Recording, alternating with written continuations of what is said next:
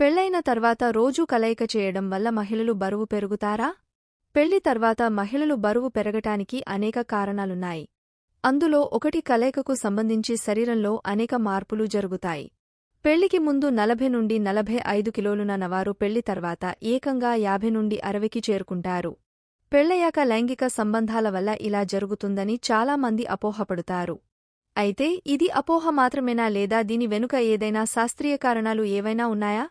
ఇది కేవలం అపోహ మాత్రమే అని సమాధానం. వివాహం తర్వాత లైంగిక సంబంధం బరువు పెరగడానికి దారితీయదు మరియు అది చేస్తుందని చూపించడానికి ఎటువంటి పరిశోధన లేదు. కాబట్టి ఇది సైన్స్ కోణం నుండి స్వచ్ఛమైన అపార్థం. అయితే ప్రతిరోజూ ఆ పని చేస్తే శరీరాన్ని మారుస్తుందనేది నిజం. కలయిక కూడా ఒక గొప్ప వ్యాయామంగా పరిగణించబడుతుందని కొద్దిమందికి మాత్రమే తెలుసు. కానీ అలాంటి స్థితిలో కలయిక చేయడం ప్రయోజనకరం. కలయిక చాలా కేలరీలను బర్న్ చేస్తుంది. ఆ పని చేయడం వల్ల బరువు పెరుగుతారని కూడా మీరు అనుకుంటే ప్రాథమికంగా అలాంటిదేమీ జరగదు కాబట్టి ఆ ఆలోచనను వదిలించుకోండి. బరువు పెరగడం అనేది నేరుగా సెక్స్కు సంబంధించినది కాదు, అయితే ఇది మీ సెక్స్ హార్మోన్లకు సంబంధించినది. సెక్స్ హార్మోన్లలో అసమతుల్యత బరువు పెరగడానికి దారితీస్తుంది. ఎందుకంటే సెక్స్ ఒక గొప్ప వ్యాయామ ఎంపికగా పరిగణించబడుతుంది మరియు ఇది చాలా కేలరీలను బర్న్ చేస్తుంది.